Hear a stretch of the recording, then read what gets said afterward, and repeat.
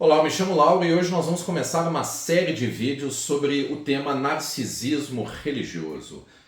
Hoje se ouve muito falar sobre narcisismo, mas nós falaremos de narcisismo não aplicado às relações interpessoais apenas, mas o narcisismo religioso, o abuso que acontece dentro das igrejas evangélicas. Uma igreja neopentecostal possui uma tríade de pregação que gira em torno de 3 pontos apenas: frequência ao local chamado templo, honra incondicional a líderes e entrega de dinheiro em troca de vitórias. Se você pertencer a algum cargo, ainda vai se acrescentar a cobrança por resultados.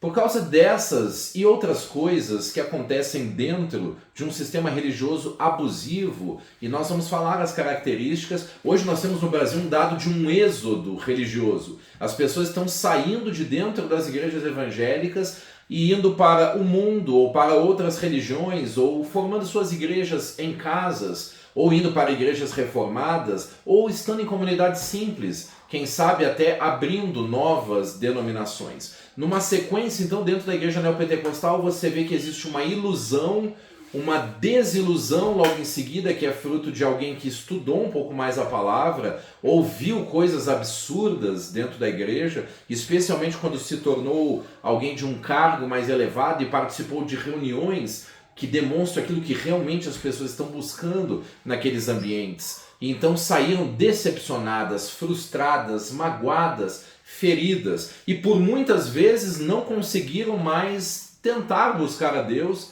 magoadas que ficaram com o que aconteceu.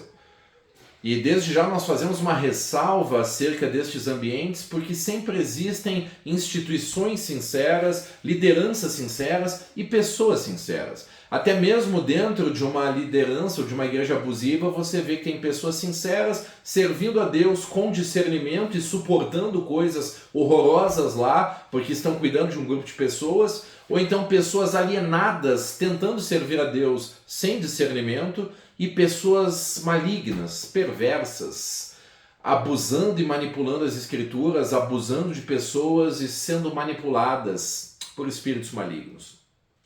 Aqueles que ficam ressentidos nestes ambientes acabam sendo chamados de feridos. A igreja evangélica parece ser o único lugar onde a pessoa ferida é que leva a culpa e não quem feriu. Então, quando se retiram dessas igrejas, elas saem debaixo de maldições, de ódio, como se fossem traidoras de uma causa, e sempre com o título de rebeldes. Aquele que não congrega mais uma igreja evangélica é chamado de desviado, e aquele que congrega em um local não institucionalizado é pejorativamente chamado de desigrejado. Mas a igreja não se confunde com seus prédios, nem com as suas instituições e muito menos com o clero da igreja. A igreja são as pessoas que congregam sinceramente e servem a Cristo com verdade bíblica nos seus corações, com ou sem instituição religiosa. Então as pessoas podem estar desinstitucionalizadas e ainda ser igreja. E podem estar congregando numa instituição e pela sua impiedade não ser igreja. Resta sempre a dúvida, então, se as pessoas que estavam nesses sistemas conheceram a Cristo e o Evangelho de verdade, ou apenas tiveram uma aparente santidade por falta de tempo para pecar, porque o abuso religioso faz com que a frequência seja tal que as pessoas abandonam, às vezes, seus projetos de vida, a si mesmas e até a própria família. Fica a dúvida, então, se essas pessoas que saíram dessas igrejas conheceram a Cristo lá no ambiente onde, na verdade, Cristo jamais é pregado. Então, as pessoas desinstitucionalizadas podem estar se reunindo em alguns ambientes informais. Nesses lugares, então, simples, se prega a verdade. Nesses lugares simples, por muitas vezes, então, não se sustentam os pregadores e os ministros de louvor famosos que só ministram por dinheiro. Lá se apacentam então pessoas com amor e sem aquele constrangimento da frequência, da barganha e da honra incondicional aos líderes. Esses lugares não sustentam e nem dariam conta de sustentar uma estrutura enorme que mais parece uma casa de show com a pizzaria, o restaurante ao lado, um ambiente de consumo. Nesses lugares, então, não se priorizam os moveres espirituais, mas apenas a verdade. Temos então uma geração que não busca a verdade, mas busca experiências espirituais, elas querem sentir coisas. Então esses ambientes são climatizados, esses ambientes são bem iluminados, esses ambientes têm um layout de casa de show, um layout de shopping e um ambiente de consumo, é uma fé consumista onde você tem também um network para conseguir bons contatos profissionais. Na sequência da história da igreja, então pós-reforma, você vê os avivalistas se levantando para o evangelismo mundial, mas logo em seguida, com esse fervor de oração, surge o movimento pentecostal, que pode ter sido muito positivo em vários aspectos, mas começa a colocar a experiência pessoal acima da verdade da Escritura, o que desencadeia depois o movimento neopentecostal. O movimento neopentecostal começa com ênfase em falar em línguas, como o batismo no Espírito Santo, e depois, numa segunda onda, as curas, os milagres, e redunda posteriormente no evangelho da prosperidade. Mais adiante nós temos a geração atual, então, que não basta ser próspero, você precisa ser um sucesso. Isso inclui sua imagem no Instagram, uma vida instagramável, uma vida de prosperidade total, uma vida bela para ser postada e desejada como alguém que tem influência na internet, porque prospera e tem sucesso por meio da sua fé. Cristo então deixa de ser uma finalidade para ser um meio de se conseguir coisas. Na última onda, então, as igrejas franquias no evangelho do coach, fazendo os seus apelos e dizendo que Jesus é um meio de conseguir aquilo que, na verdade, a Escritura diz que nós não deveríamos buscar e muito menos amar.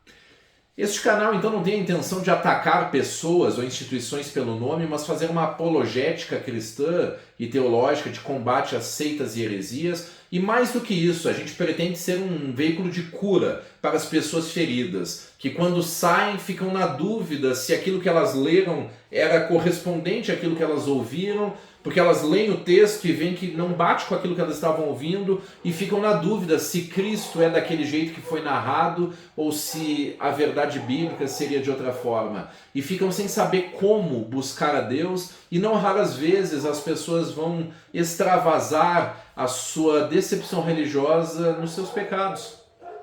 E quando as pessoas saem dessas denominações tentando fazer alguma obra para Deus, por muitas vezes, ainda feridas, pregam um evangelho amargurado e tentando atacar o sistema religioso, vindo a ferir o trigo juntamente com o joio.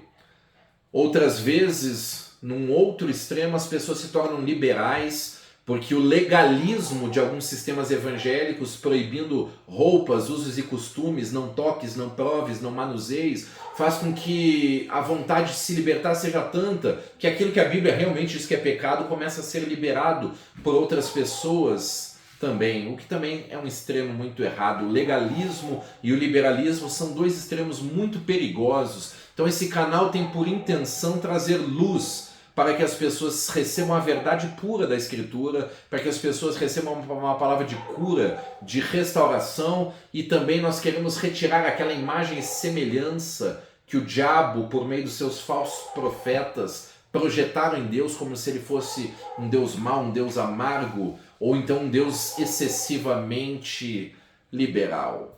Nós esperamos então que você assista esse vídeo, que você curta, que você compartilhe, e se você deseja conhecer mais sobre este assunto, nós temos um livro que vai estar na descrição e você pode clicar abaixo para adquirir o nosso material. Acompanhe o nosso canal e compartilhe com aquelas pessoas que estão feridas, que estão angustiadas, que não conseguiram lidar com as dores das suas feridas por falsos profetas. Nós queremos que se levantem lideranças que conduzam as pessoas não à luz das suas feridas e nem com liberalismos para alcançar algum público que não vai se converter. Nós queremos que as pessoas amem a Cristo e aprendam a buscar o Senhor com autorresponsabilidade e, se possível, congregando num local sóbrio e saudável. Que Deus te abençoe. Um grande abraço.